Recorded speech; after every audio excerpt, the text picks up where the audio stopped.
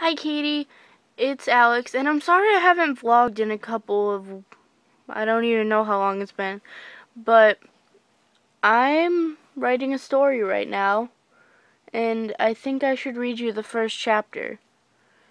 And here it goes. The moon shone off her face perfectly, I can't talk, I'm sorry. So perfectly, in fact, that when she smiled, it was the most beautiful sight that I'd ever seen. Her name is Chloe. It suits her well. She's as gorgeous as the rippling water soaking our feet. She looked like an angel. Carrie, Chloe whispered. It was quiet where we were, so quiet that you could hear the quiet. I need to get rid of that quiet.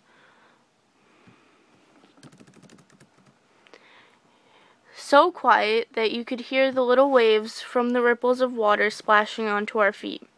Yeah, Chloe, I whispered back, looking up at the sky. Can I tell you a secret? She asked, quietly looking at me. My stomach filled with butterflies and I froze. I couldn't take my eyes off the sky. What was she going to tell me? Of course, I smiled up at the sky, looking at the stars. Between you and I, okay? She sounded like she was begging me. I looked at her, nodded, and held out my pinky. She took it with hers and smiled at me. I smiled back. Of course.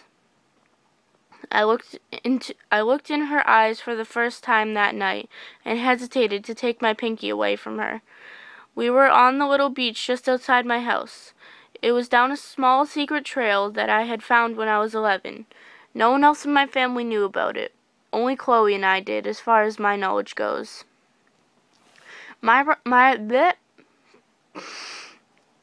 real name is Caroline, or Carolyn, however you want to pronounce that, but I'm going to pronounce it Caroline.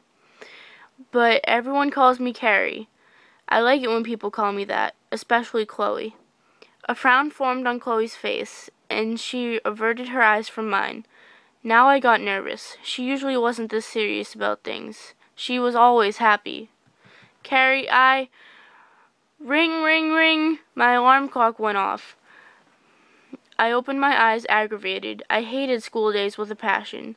They were overrated and useless. I was thinking about dropping out anyways. I hate everyone there. Everyone picks on me. I sat there for a moment, listening to the ringing of my alarm clock. I didn't want to get up, not at all, but I would be screwed if my stepfather woke up and caught me still lying in bed. My mother died about a year ago, and I have been forced to live with the guy she married right before she died. I hate thinking about her death. It makes me really sad. She used to be the one that I could talk to about anything, especially Chloe. She was the only one that knew about Chloe. I finally got up, walking slowly over to my alarm clock and letting down my purple hair to fall in perfect little ringlets around my face as I brushed it out. I skipped my shower. Who did I need to impress anyways? No one at school at least. I pulled on my school uniform, a skirt that I spiced up with fishnet leggings, and a blazer.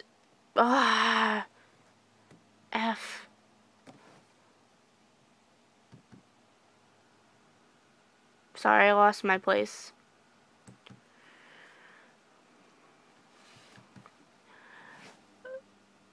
A skirt that I spiced up with fishnet leggings and a blazer with a tank top underneath, tie on top, blazer open as always. We were allowed to wear whatever leggings we wanted. That was basically the only freedom our school gave us. Oh, and the color of our hair. Lucky me. I grabbed my bag and turned towards my window, opening it and climbing outside. The autumn air was freezing. It felt nice. I love autumn. The trees all look really gorgeous this time of year. I put my earbuds in my ears and closed my window quietly, turning my music on and beginning to walk down my path. I always wake up early so I can visit my beach and sit there with my feet in the water daydreaming. Daydreaming about Chloe and our perfect life together, what it would be like. Chloe is my best friend, but the sad part is that she only exists in my dreams. I hate that. No one knows about Chloe. They would only pick on me more. I sat down on my beach I sat down on the beach, stared across the water. There was nothing. Not a boat, not an island, not anything. Just the beautiful skyline. It was beautiful to watch the sunrise here, too. I sit here every day and watch it.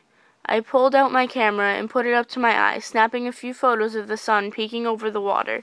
If Chloe were real, I would be taking pictures of her in front of this sunrise. It's almost as gorgeous as she is. The sky turned a pale yellow and a streak of red here and there. I snapped a few more pictures.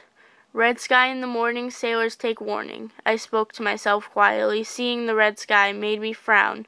It was probably going to rain today. That means that I won't be able to come down here later. Need to fix that. I'd just be trapped in my room all night, locked away from the world around me. I scratched at my wrist, picking at some scabs that were from the night before. I flinched, wiping away the small bubble of blood away from my arm, and pulling the sleeve of my blazer down. I stood up, putting my camera back into my backpack, and starting to walk back up my trail and taking another trail through the woods that led to the back hill behind my school. I always took a different path in the afternoon than I did in the morning to ensure that no one found out about my beach. I have a lot of shortcuts around this town. I know it by heart. I've lived here my whole life. Scarborough is the name of it. It was mostly forest area. I made it to the school, turning off my music and walking around to the front. I despised this town, yet I loved it so much at the same time. It was a very big contradiction. Starting the day off with school was always a bad day. I just wanted to fall asleep and never wake up again. Live where Chloe exists. I bent down at my locker and started to open it. I managed to get it open on the first try and frowned at what I saw. There were hateful signs all inside my locker. I should have been used to this by now, but it still stung whenever it happened. I bit my tongue as I heard giggling behind me. Loser, I heard one of them say. I could hear them walk away, their footsteps getting softer and softer.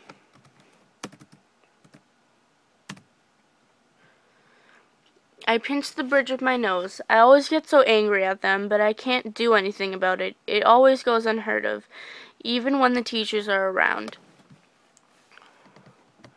The thoughts crossed my mind.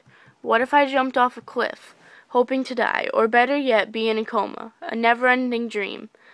I could live with Chloe, and we can be perfect together. It was too risky, though. If I actually died, I wouldn't get to see Chloe anymore. She would be gone forever. I don't want that. I went to homeroom and sat there alone outside the door, waiting for my teacher to arrive. It was early. Most teachers haven't shown up yet. I leaned my head against the wall, dozing off quietly. Well, there it is. 9-minute long video of me reading my first chapter of my story. I hope that you like it. Okay? Vlog back soon. Yay!